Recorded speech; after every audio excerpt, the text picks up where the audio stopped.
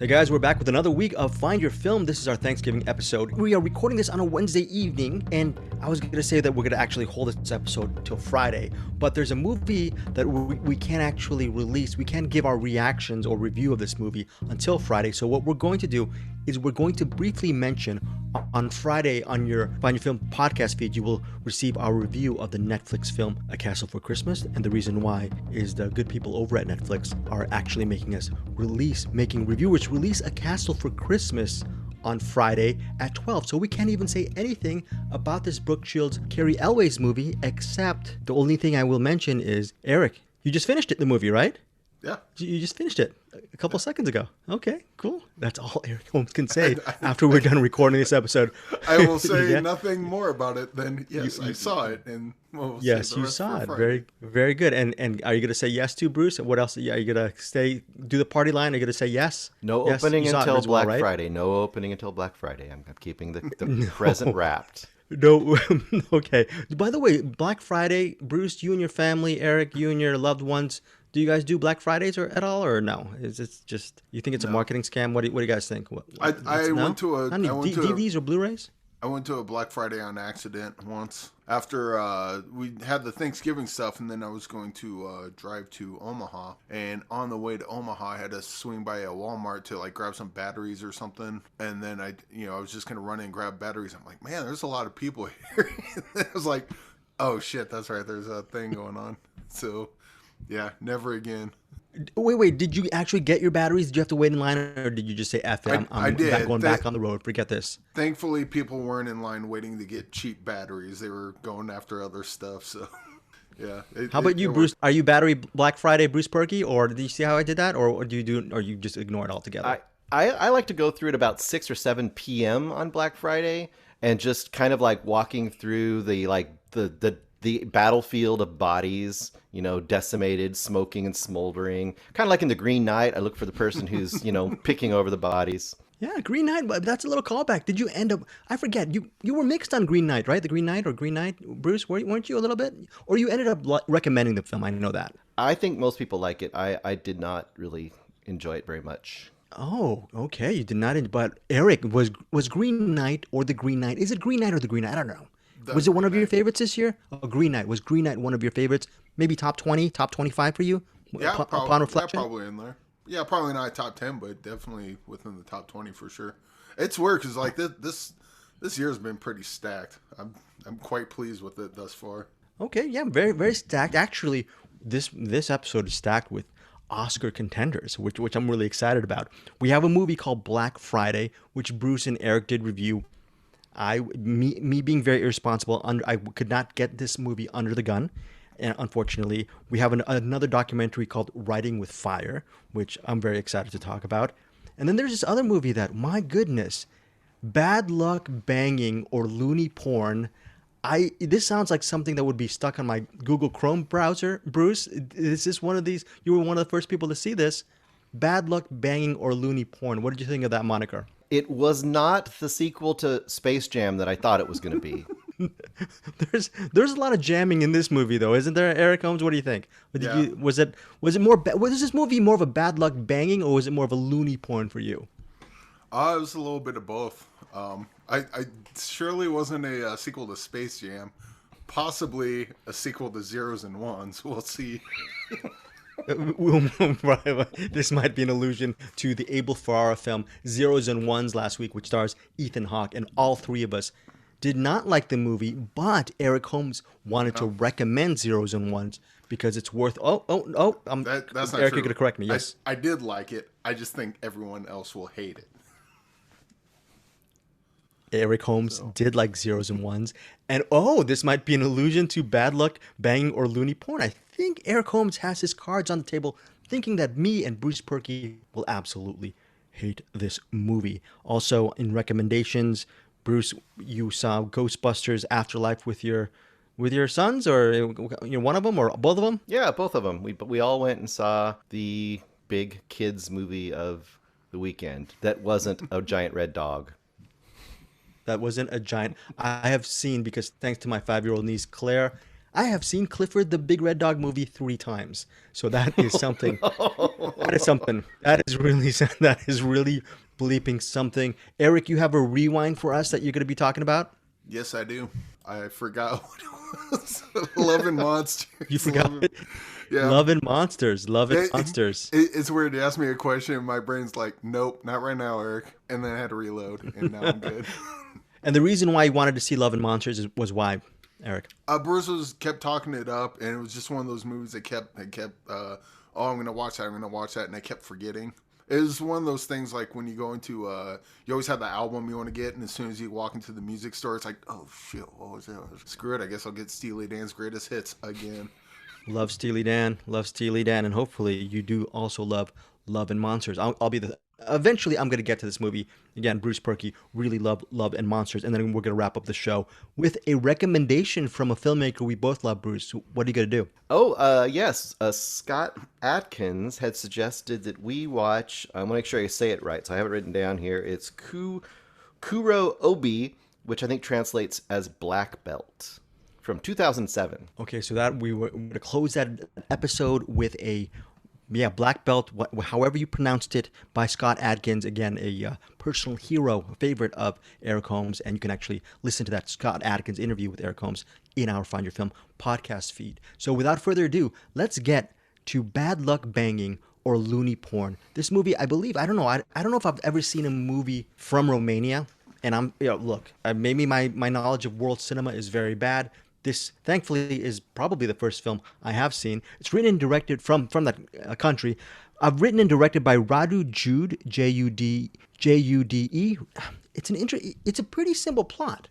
It centers on this school teacher named Emmy, E-M-I, and she has a big dilemma. She was caught. There's a tape, an intimate tape between her and her husband, pretty much a porn tape, which her husband inadvertently uploaded to a site, and it's supposedly a private site, and they thought everything would be fine, but it got into the wrong hands, and now it's a controversy within her school because the fellow school teachers and most importantly the parents and the kids, they know that this school teacher Emmy, who's a very principled school teacher, she's very good with the kids, she knows her way around education, she's very serious about her job. When she wanted to be intimate with her husband one night, they get into it.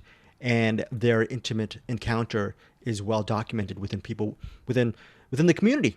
And a lot of people in the community want her fired from her job, but she's going to do her best to face the crowd, face the mass, and try her best to keep her job and keep her dignity in the process. That is the linear plot line behind Bad Luck Banging or Loony Porn.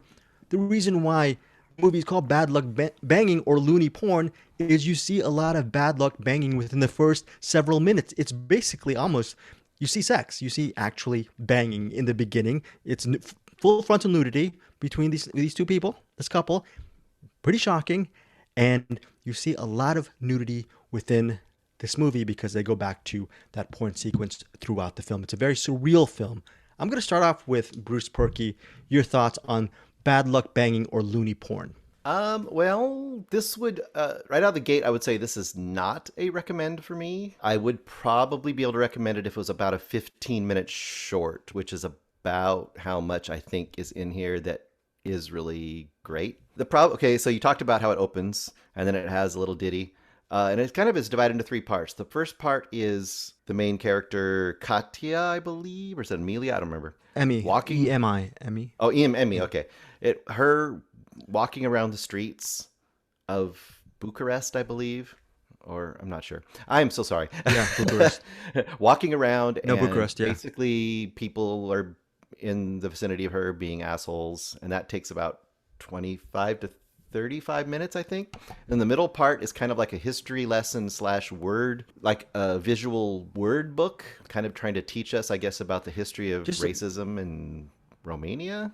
It tries to teach us pretty much everything in Romania. It's sort of a life lesson, a culture lesson about Romania, and it's basically about almost 15 to 20 minutes of just stream of consciousness factoids about the area. Yeah. So. And then the last section is the kind of the kangaroo court, where she's kind of held up to whether her morals are befitting of this kind of uppity hoity-toity school. Now that part was interesting at the beginning, but it went on for me way too long. And I feel like this is one of those movies that kind of, so certain movies, they feel like they take you along on the ride, even if they're really esoteric and strange and they wanted to kind of immerse you in the world. This movie to me feels like it's talking down to you. Like it's teaching you. It's like you're kind of dumb, audience, and I'm going to help you along.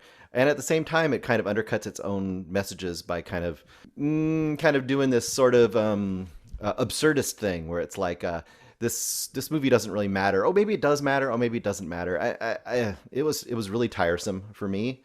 And I would not recommend this movie. This movie runs 106 minutes. 106 minutes of pure torture, Bruce, for you? No, I mean, it had, like I said, it had its moments. I think the kangaroo court thing itself, that could have been about a 15-minute short that could have been really interesting and said a lot about society right now. But Bennett got preachy and talky and tried to teach us, literally having people read from phones from other people about things. And I'm like, I've had enough now. Thank you.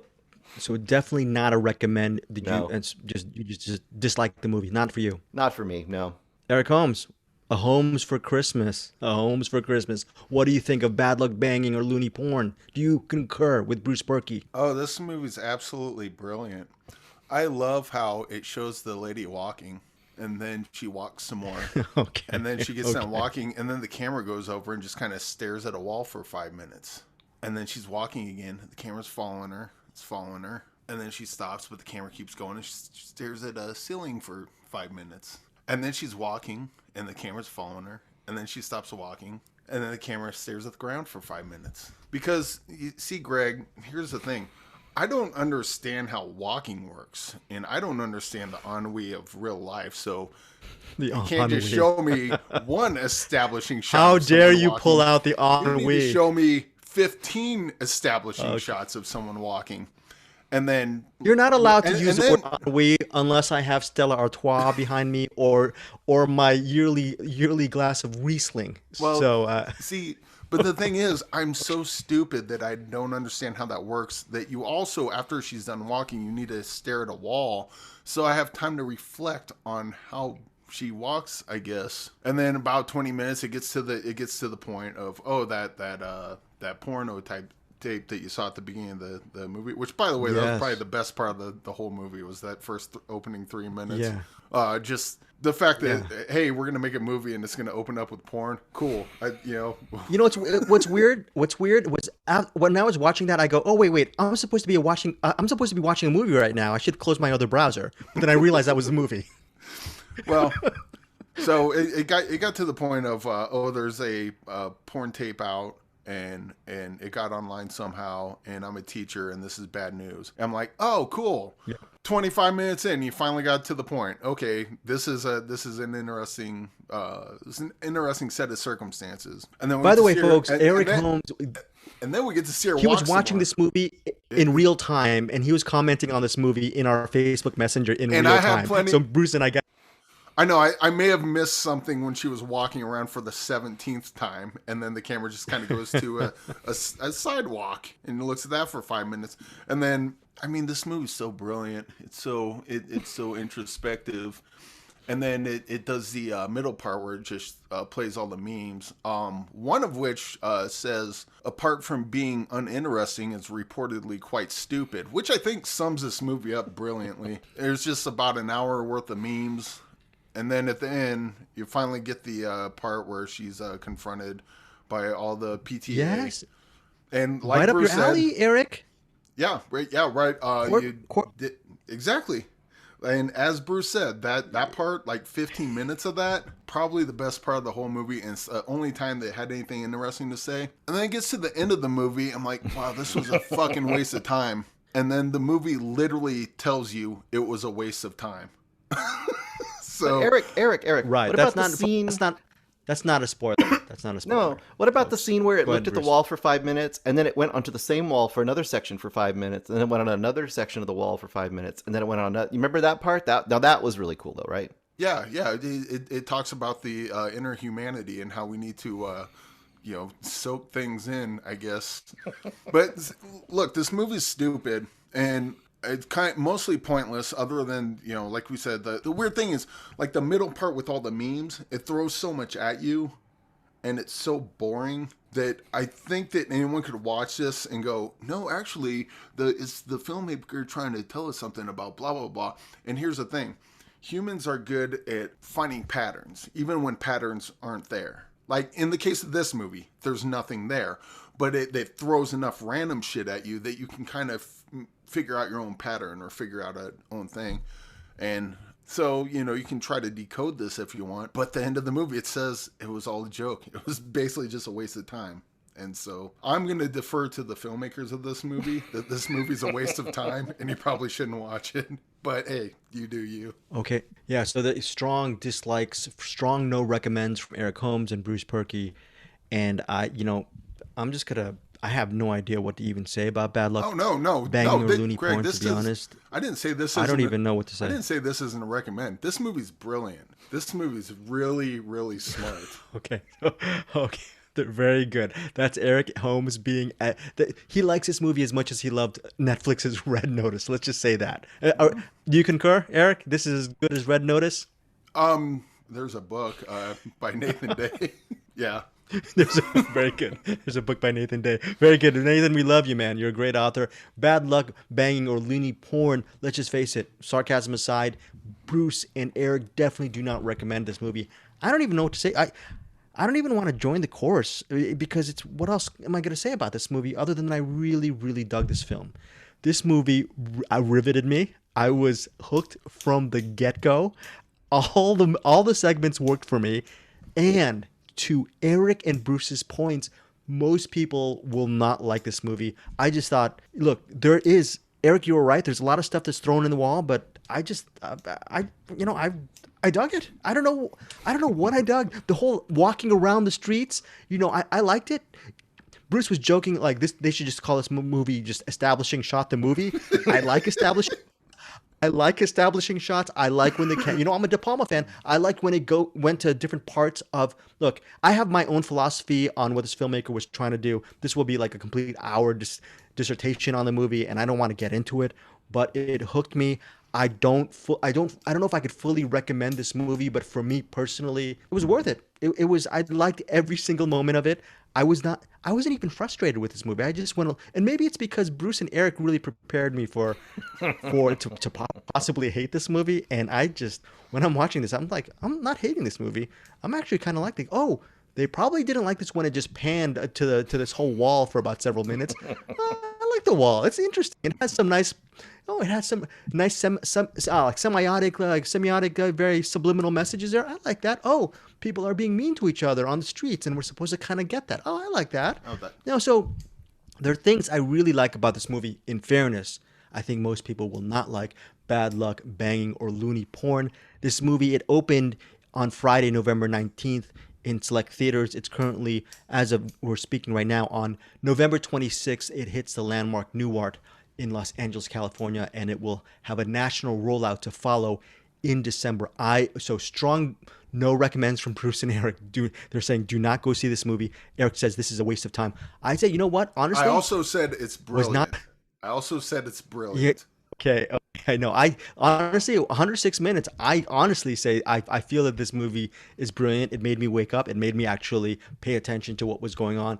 I was going to say ballsy, but we see there's a lot of nudity here. It's not going to be for everyone, but for some reason, this is a movie that I recommend personally. And if you want to actually give experimental cinema a shot with a chance, with a caveat that you may actually really dislike this movie, gamble. Give this movie a gamble. All right. So that is Bad Luck, Banging. I wonder if it's like a magic eye thing. Like you're able to see the ship in the magic eye, and me and Bruce just see a bunch of noise. That is so funny. Bad Luck Bang, maybe Bad Luck Bang or Loony Porn again. So that I'm so excited to hear what some of our Cinematics Facebook group members, hopefully a couple of them see this movie. Maybe they'll start yelling at me even more after saying that I really recommend this movie. Next up is a movie that I did not see. It's a movie that's currently, I don't know, is it playing in theaters? I think I believe it might be playing in theaters, might be available on VOD. It's a movie called Black Friday. I'll look it up right now. The reason why I got it stars Devon Sawa, and it also stars Bruce Campbell. And yeah, I thought this would be a perfect movie for Bruce and Eric to watch. What did you guys think of Black Friday? What is it about? There's aliens come down from a planet, and then infect humans like zombies. This is pretty much Dawn of the Christmas, but with aliens instead of zombies. It's Black Friday, or it's just before Black Friday. All the people inside the store are kind of getting ready for everything. Bruce Campbell's the store manager. He's trying to get everyone hyped up, as store managers do, and all the most employees are kind of just not wanting to be there, as you wouldn't want to be for Black Friday. And then Black Friday starts, and the what do you call it? The random violence starts taking hold. Yeah, it's pretty much just Dawn of the Dead at Christmas, but with with aliens instead of zombies, and it's fun. So it's Bruce, fun. so it says here Bruce Campbell plays a store manager named Jonathan, and Ken is his longtime employee. That person is played by Devin Sawa. Bruce, what did you think? Eric said this was fun. Was it fun for you? Yeah, I would say it's a mild recommend for me. This is kind of like it's a little more of a goofy, broad tone that I like in some of these movies, but it's good enough, and it does have some pretty neat practical effects. I mean, it definitely, for a low budget movie, it's trying to give you a lot of bang for your buck, and I like the idea of kind of these, down and out people stuck on Black Friday at this, shitty toy store, having to deal with this on top of just having to deal with Black Friday. I think that's kind of a nice setup. I kind of wish it would have been a little less zombie and they'd been a little more creative with the creatures. Like, I wish the creatures would have been a little more alien than zombie, even though they're supposed to be aliens. I think I would have enjoyed that a little more if I could have seen like weird transformations or weird aliens that just didn't look kind of like, crusty zombies. But it was fun enough. I mean, I wouldn't say I would run out to see it. I kind of put this in the camp of something like a better version of a Willy's Wonderland. Like Willy's Wonderland kind of promised an interesting premise, but really didn't deliver. This one has an interesting premise, and it kind of delivers. It's decent. If I were going to go for a zombie-ish Christmassy movie, though, I would probably veer to Anna and the Apocalypse instead, because then you get a musical too. So Maybe it was my version. Did you get a weird beep noise like every 10 minutes or so? yeah, I think that was a don't record this screener thing. It was very annoying. I kept hearing the beep, and I normally my phone's on like quiet or whatever, and I was like, no, it's still off, and so that was a bit distracting. But I guess that's not part of the movie. So if you watch that, you won't hear the beeps, and that's a plus. One of the minuses was Michael J. White was in this, and normally that's a plus, but he seemed kind of underused in this, because I love Michael J. White and just about everything, and he's great in this when he shows up, but he's not in it very much.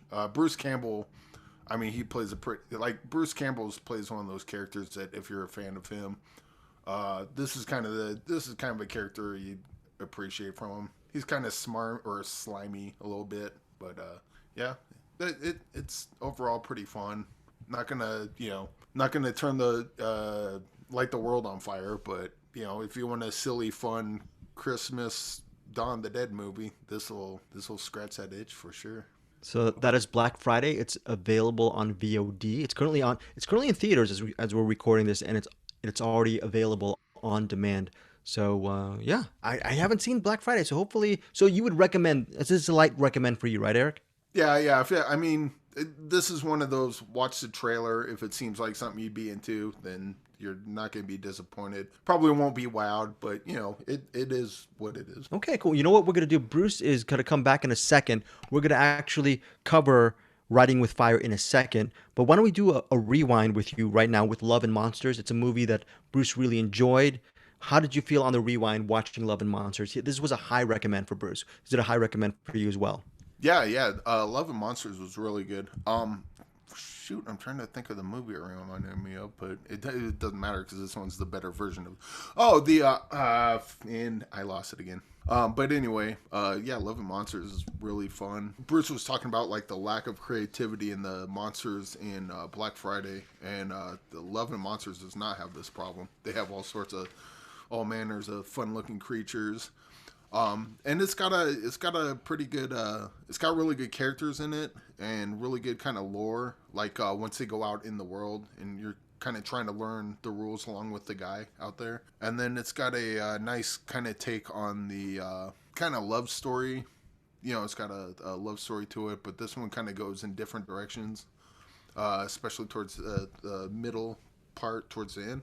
And overall, yeah, this is really good. And Bruce, maybe you can What did help you me see out. this on Hulu? Did you see this on Hulu? Oh shoot, where did I see it? I think Amazon. Okay, Amazon. Pretty All sure it right. was Amazon. But I was trying to think of Zombieland. It's like Zombieland, but this is like the better version of Zombieland. And I like Zombieland, so that's like Zombieland's pretty good. This one's like even better than that. So if you're into Zombieland, check out Love and Monsters, and this will be even better for you. I think there's some little hints of Finch too. Like when I was watching Finch, I was thinking this does some of the same things, but more in a bigger way, and more stuff's happening than in Finch, I think. So Okay, so Love and Monsters. Yeah. One last thing, the dog in this movie is fucking awesome. I believe his name's Boy or Dog, or like he doesn't have a name really. He just keeps calling Boy or Dog. But yeah, the dog in this is probably one of the best dogs in a movie I've seen since yeah, it's been a while. Probably since Air Buddies. Air Buddies. Is that a sequel to Air Bud? Yeah. like the 10th one or something. Okay, so yeah, Love and Monsters it's currently available on Hulu and also on Paramount. It's available everywhere. So Hulu, Paramount, also you can rent it for $3.99 over on Apple TV. Also, it's available on Epix. Again, that's Love and Monsters starring Dylan O'Brien and Jessica Henwick and the aforementioned dog. Again, so Eric ended up really loving this as much as Bruce Perky. Speaking of which, let's go to our final film for this week, and it is called Writing with Fire. It's currently, well, as of this week, it's opening in New York, LA, and Chicago as of this week, and we're assuming it's going to have more of a national rollout come in December. And it's the true story of a group of women who are part of this newspaper. It's not just it's a news outlet. It's called Kabar Laharia or Laharia. I don't even know how to pronounce it, but these women from India, and they're just journalists. They just want to do a good job, and they want to report around their area. There's a lot of corruption. There's rape. There's violence. There's political elections. These women living in the caste system of India, they are swimming upstream, just being women, and also trying to actually have a job as journalists. So this movie, this actually documentary at 94 minutes, chronicles their journey. It centers on about maybe 3 or 4 journalists, 2 specifically, but you get a taste of a lot of the staff writers and the members of this group, these journalists throughout this. It's 94 minutes. I was engrossed from the first minute on, and I really, really love this movie. Bruce, your thoughts on Writing with Fire? Yeah, this is excellent. It does all the things you talked about. I think one thing you touched on slightly was, and I forget the name of it, but they're of a certain caste that is considered low caste. Like they're not expected to do any of this stuff. And that's part of the reason they became reporters, because in a way there's no one kind of looking out for them, sort of a thing. And what I really appreciate about this movie, so I had mentioned to you offline that it kind of reminded me a little bit of 1,000 Cuts that was about Maria Ressa earlier this year. In the Philippines, but whereas she is a very established, bold reporter, still doing very, very important work, this group of women you see in this movie are absolute novices. And it's essentially, well, not all of them, but most of them are. And it's showing you this kind of this groundswell from them to try to get the word out and to make a difference in the most kind of essentially basic way that you would expect from the press. It kind of gives you, it's interesting, it gives you a renewed respect for what the press can be, like what it actually can be, like what it's actually supposed to be. And even more so, just watching these women like really having to step outside of what's expected of them. Like you go several times throughout the movie and see the different reporters in their home life, and the men and the other people there are literally just saying like, "What are you doing at night?" You're out at night, doing your job, and people are gonna think you're putting shame on our family, and so on and so forth. Not to mention they're putting themselves in danger, just literally putting themselves in danger, and to the point that some of the women have to be shown by other women who are a little more experienced, like how to use a cell phone, like how to, literally how to take a photo with a cell phone. I think it was fascinating, kind of inspiring, pretty scary at times. And there's a scene towards the end at a wedding. I'm just going to say a scene at a wedding that was really heartbreaking to watch. Yes. And it was kind of amazing, and it plays out in a way I'm not going to say how it plays out, but there's a lot going on in this movie. For a documentary, I think it's very value added. I would highly recommend this. I highly recommend this as well. The filmmakers Rintu Thomas and Sushmit Ghosh, or Ghosh, Ghosh. Look, this documentary could have just been a talking head documentary and just point the camera where it's supposed to be. But this movie is really beautifully shot for a documentary, where you didn't need these really interesting compositions. They do it. There is a scene where one of the journalists talks about her mining, by living in a mining area, and you see her traverse this whole field, and you go, wow, this looks like a big time movie. The way it's, and you actually see the camera follow. You see like a faraway shot of one of the girls carrying rocks to the tractor and everything. And that's a whole different movie right there. I mean, it's just really intense. And also the fact that these women, they're just so brave. They can basically, what's that stat? Like over, since 2014, over like 40 journalists have been killed in India just for doing their job. My goodness. So they are putting themselves in harm's way just to report the news. And sometimes, this whole mining thing, this whole mining corruption thing, they're taking on the mafia. They're taking on a supposedly corrupt police force, and they're just trying to report the news and trying to do their job. This is scary times, and very inspiring documentary, and also really well told. Eric, your thoughts on this film? I think this is a required viewing for anyone working in journalism, because these ladies are doing, they're doing under duress. I mean, well, probably not under duress, but they're that's not the right term. They're putting their lives on the line for telling the truth. And I think a lot of the news media, at least in America, it seems that that's not important to them, but to these women it is, and it's so much so that they'll put their livelihood and their own lives, on the line to do that. And I think it's really inspiring, and at times harrowing. That scene you were talking about at the where you just saw her mine, broken. Yeah. That you saw her broken down. Oh, the wedding. Yeah. And it just kind of that scene by itself, it doesn't really play, but within the context of the story, with the context of their lives, it's really sad. And this movie is fantastic. We reviewed Hive, and my issue, like, I liked Hive, but I didn't think it was as biting as it could be. This is the movie I was kind of hoping Hive would be. And maybe it's because these are actual people and we're following, it's a documentary, but this one really drove home what they have to live with, and the kind of people they are. These people are absolute heroes in my book. And 100%. I think I literally think everyone in journalism needs to watch this and take notes.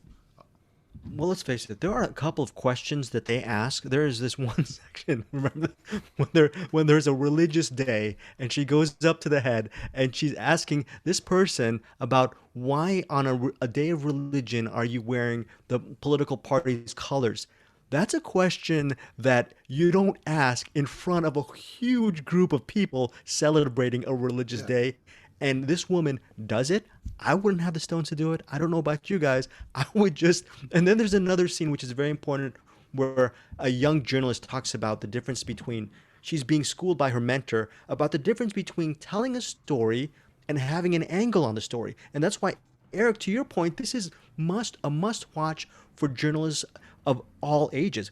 And the mentor says, well, what you wrote was a promotional piece. The way you write the story is you need to have an angle. And that same person who's talking about the angle is the same person who asks these tough questions. Sometimes you have to do the dirty work to get the real story out. Unfortunately, a lot of journalists won't do this because, well, they want to live. They fear they want to actually live to see another. I want to do this again. Yeah. They have parents. They have kids. I would never do what these women are doing. And look, I actually followed their publication on Instagram, and I can't wait to actually watch their more of their YouTube channels. We'll definitely support what they do. But look, I'm trying to think of documentaries we've seen this year. I think maybe what this was last year, The Reason I Jump. But this is, as far as documentary goes, this is a top-notch documentary. High recommendation for me. High recommendation from Bruce. Also for you, Eric. Yes. Oh Yes, yeah, for sure. One thing, as harrowing as this can get and as dangerous it gets for them, I never found this documentary to be a bummer. This documentary was absolutely inspiring. Just the way they're just constantly pushing forward and trying to get what they want to get done and tell the truth. Normally something like this would be like, oh, it sucks for women, and it does. Women are, those women specifically are treated like garbage, but they push through regardless, and it's very inspiring to watch them. Yeah, I would say part of it too is that it shows them doing kind of all kinds of things. Like they are all about making a positive effect. So all of those things you're talking about, like all the stuff that could be really heavy, is part of it. But then sometimes they're doing something like going to a town, just making sure they get electricity or making sure a road is getting fixed. So they're doing these super basic things to improve somebody's life, and then they're doing these really heavy stories. So I think that also allows it to kind of be more universal and less heavy, because you're kind of seeing that this kind of broad intent that they have, which is all for positive change, basically. Even something as simple as going around in a circle, saying what they aspire to. It was just a small scene, but it was like, just one more scene to really show the humanity of them and show who they are. Not like, this is what the documentary makes. Like, you get to see their actual personalities, which is very refreshing with something like this. Yes, to your point, Eric, personalities, maybe it's a stroke of luck, but these journalists, each of them, you want to follow their story for the rest of the thing. And there's only so much time it could cover, but I don't know, maybe, Bruce, do you think it was kind of lucky that they got pretty much all of the journalists are very interesting to watch? Do you think that's just a stroke of luck? Because I think that's another strength of the documentary. I don't know if it's a stroke of luck or if it's the kind of people that are attracted to be part of that group. It probably is kind of a self-selecting group, because if they're strong enough and, bold enough to go forward with that group, they're probably pretty interesting people. You know what I'm saying? Like that kind of, it fits in with that. Yeah. I felt really small after watching this. Well, I'm really small and I'm only 5'6", but I felt really small after watching this documentary because they used their freaking cell phones to shoot and do interviews. They use lavaliers. They edit a lot of their stuff on their cell phones. Obviously, they have an edit bay at work, but that's like a MacBook. They have as of this, the recording of this documentary, it's pretty much a ramshackle organization, but they do such a good job with low tech, and they cutting B-roll. I mean, I love this. I'm speechless at how much. My only thing is, I wish I was able to actually interview the filmmakers. I think I'm too late, but it's won a whole bunch of awards, like over 25 awards. Won a couple of awards in Sundance. So yeah, Writing with Fire from Music Box Films, New York, LA, Chicago, November 26th. Eric, strong recommend? Yes, very much. I not only strong recommend, required viewing. Required viewing, yes. Yes. Is it more brilliant than Bad Luck, Bad Luck Banging or Loony Porn? More brilliant than that? Bad Luck Banging or Loony Porn is so brilliant. I can't even tell you how brilliant that movie is. Okay, well, that is Eric Holmes and his dry wit. That, again, Writing with Fire, this documentary, we all loved it. And that is it. Now we are off to Bruce Perky's recommendation, or not, which is, I'm not going to say who you're going to call or, all that stuff. Ghostbusters Afterlife. Bruce, on our Facebook group, our buddy Andrew Martin was just basically saying, hey, this movie really sucks, and he can't imagine how people could actually like this movie. Andrew Martin from Andrew Watches Movies. Do you concur with that? You took your son, so maybe they liked it. Yeah, I mean, kind of experience. Yeah, I think that's actually right. I mean, I don't think this movie sucks. I think he said that it's just bland, and I think this is one of the weird. Okay, the big thing about this movie is, as you might expect, There's a ton of member berries. It's a ton of nostalgia thrown in here, all that kind of stuff. You kind of figure it's going to be in there. So, but in a strange way, I think this movie probably will work better for younger audiences that don't have all the nostalgia. Because I think the people who have all the nostalgia come in this and they want it to be a certain kind of movie. And it isn't really like the old Ghostbusters. It's almost more like you know how you have like a kid's adventure where they're trying to solve a mystery and it might be a supernatural mystery, or you have the Goonies. It's kind of more that kind of movie. Ghostbusters Afterlife, Jason Reitman directed it, obviously. And so you've got these kids that are the grandkids of Venkman and... Do I got the right person? I don't know if I have the right person. I don't even remember their names. I'm not a huge Ghostbusters guy, so that's another thing. That's why I probably worked on me a little better. I think Ghostbusters is fine. This is, if you go into it, you got kids that are anywhere from, I don't know, 8, 9 up to, 12 or 13. I think they will probably enjoy this movie. It's got really good, fun kid characters, which the kid characters are probably the best in this. Especially Phoebe, the nerdy girl who's trying to solve everything, who is played by McKenna Grace. And do you remember McKenna Grace from Troop Zero? Of course. We loved her in McKenna Troop Grace. Zero. She's great. I don't think anyone hardly saw that movie, Troop Zero. It's a great movie. She is so good in this, and she really is the solid core of this movie. And then along with that, you've got Logan Kim, who plays kind of her buddy and trying to solve things, named Podcast. There you go. And then, of course, you got Paul Rudd in here doing his Paul Rudd thing, but he does it well. I think all that stuff to me... You're forgetting McKenna Grace. McKenna Grace, you're forgetting her in Malignant. She was a girl. I mean, the young girl in Malignant. Was she the girl in that? I didn't even catch she was a girl. that. Yeah, young.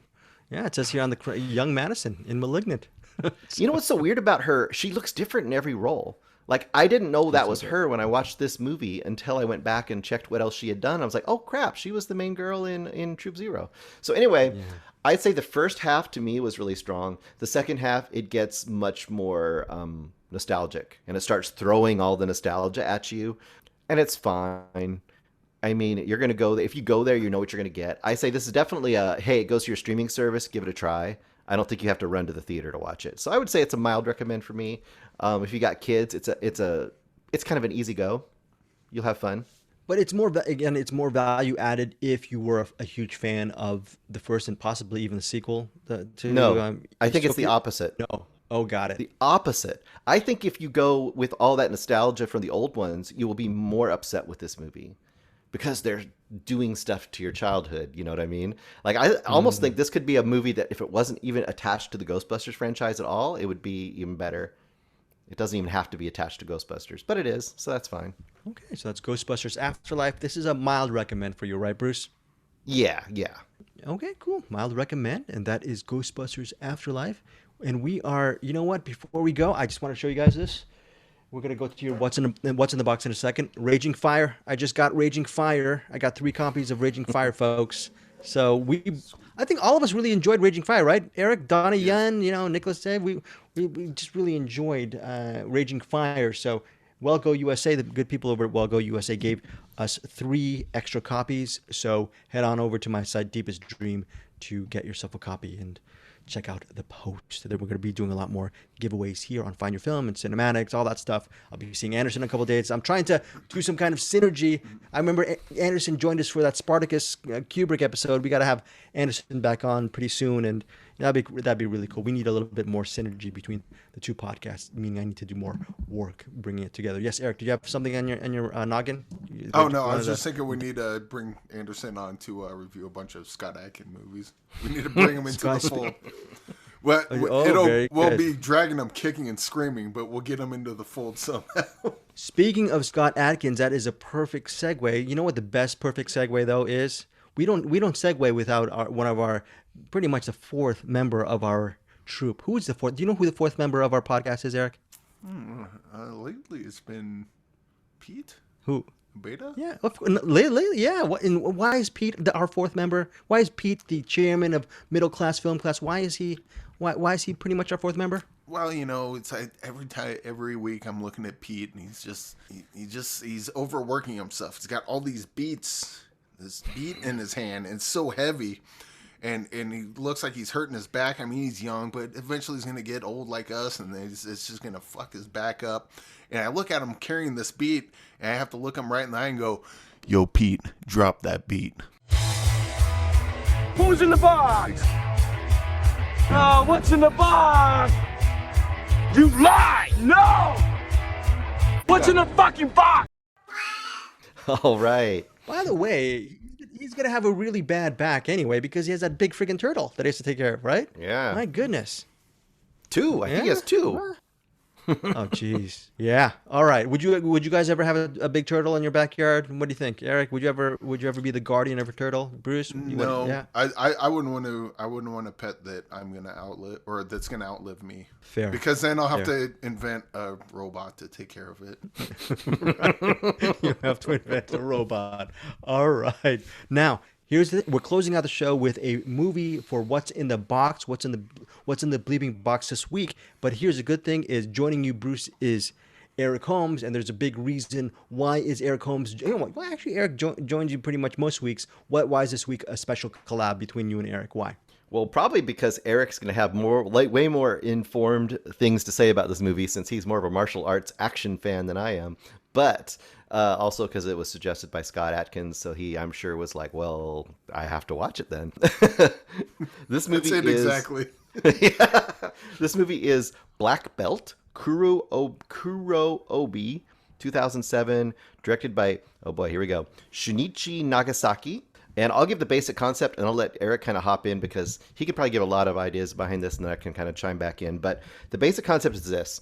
It starts out, this is, I think, in the 1930s, and you start out at this dojo. All of these black belts are getting trained by their master. You see them all doing various things, and they look, for me, as a layperson not knowing much about martial arts, they look like they're pretty damn good at it, like for real. And really quickly, the army marches up, and they're like, "We are taking over this dojo. It is ours now." And they're not very happy that their dojo's going to get taken over and basically commandeered by the army. And these three trainees, these three black belts that are under the master, all kind of have different personalities. You've got one dude who is named Takan, and he's like the hothead. He wants to just take on everybody. And then there's the other dude, Ngiryu, and he tries to follow the master's way, which is like defense only. Defend yourself. Do not be the person who attacks. Just, use your skills to defend, the honor. And then the last guy, Choi, I can't say his name. He is kind of like the lesser skilled of the three and kind of in between. And the setup is that, and how these three different students, but they're all like skilled students, they're all black belt level, are going to basically prove their worth and eventually get the true black belt from the master, because the master passes away in the very beginning. And it's a pretty great story. I'll let Eric kind of chime in at this point, and I can chime back in. Yeah, one of the great things about this movie is that, much to my surprise, there's fighting in it, but this isn't like an action movie that you're thinking of. This feels more like a character piece, like something Akira Kurosawa would have done. And like in a lot of martial arts movies, you'll hear about how martial arts means more than, it means more than just fighting. But then you watch the movie and all they do is fight. And they do that. They do fight in this, but I think this one, and I don't know why Scott Adkins responded to this movie as much as he did. I would guess that this movie does a lot in kind of illustrating the ethos behind martial arts. It's not about fighting. Well, why do we learn to punch? A lot of the lessons in martial arts, at least according to movies, are contradictory, and the students obviously are confused by that, and later on they learn it, but the audience never really does. And I think with this movie, it kind of shows more the ethos behind martial arts in general, and it's a good character piece. It's good, they're not actual brothers, but they're essentially brothers, and how they they differ, they come apart and come together. It happens in a lot of movies, but I think it worked really well in this one. And yeah, I was just not prepared for how thoughtful this movie was. And I mean, it's really more of a drama than it is an action movie. But then when they do the action parts, those are really good too. So yeah, this is huge recommend. And I'm happy I saw it. I wish I would have saw it back in 2007 because this is a fantastic movie.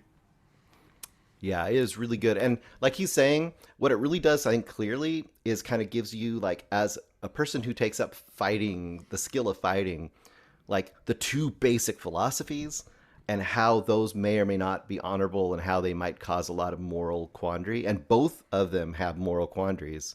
And it doesn't just do it in an esoteric way. It has a really strong, simple story with really clear villains and really clear goals. And I think that helps too. So you know what each character wants to achieve, so that when you get to the, any of these movies are going to have some kind of a kind of climactic battle. When you get to that, you know what the stakes are. The stakes are very clear and you're rooting for them and there's emotion behind it. And I think it makes it really good. And then the fighting itself, from my point of view, and once again, this is Eric can say what he thinks too, it looks amazingly well done. It looks really real to me. Very cool. Oh my gosh, I'm missing out on this movie, huh? Yes. Yeah, it's good. Okay, so that is Black Belt 2007, recommended by Scott Adkins. That is it. Before we go, what's in the box? By the way, we're gonna do that Brooke Shields that Christmas movie. I'm gonna release this actually on Thursday, and we're gonna actually review that Castle for Christmas for another mini feed on Friday. I'm gonna release it on Friday as well, just so I can get an extra 24 hours to get this thing out.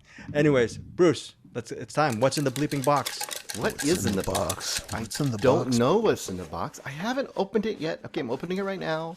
I'm grabbing a piece of paper. Hopefully it's not a repeat of something I've done. Oh my God, it's the one I just put in 2 days ago. That is pure luck. This was suggested by Joseph Bridges, and I am really interested in watching this movie. It is called Joseph Bridges. That's Gremlin. Yeah. Bio Kids from 1990 by Bibong Osorio, which I believe we were talking about online as being a Filipino movie, kind of the Filipino version of, I think, Power Rangers. It's supposed to be crazy, so I'm looking forward to watching Bio Kids. Kids. I might join you on that. Me being half Filipino as well, I might join you on Bio Kids. And Joseph Bridges actually liked that movie, so He said he didn't even have English usually subtitles, and he very liked it. interesting. The 1990 movie? Yes. Oh my yes. goodness! Just, Oh, wow. Yeah, Yeah. that looks exactly like goodness. Power Rangers. Joseph Bridges, you so son Bio of a Kids, and bitch. it's probably spoken in Tagalog. Oh, One okay. of the languages. Yeah, in I did see from him the post Philippines. something. Okay, on Bio Kids. Okay, so Bio Kids is Yeah, well. I'll Bruce watch has a Filipino adventure within the next week. We'll see what he thinks of Bio Kids. I'm gonna join. I have a join Filipino in as adventure well. every But also week, for next Greg. week.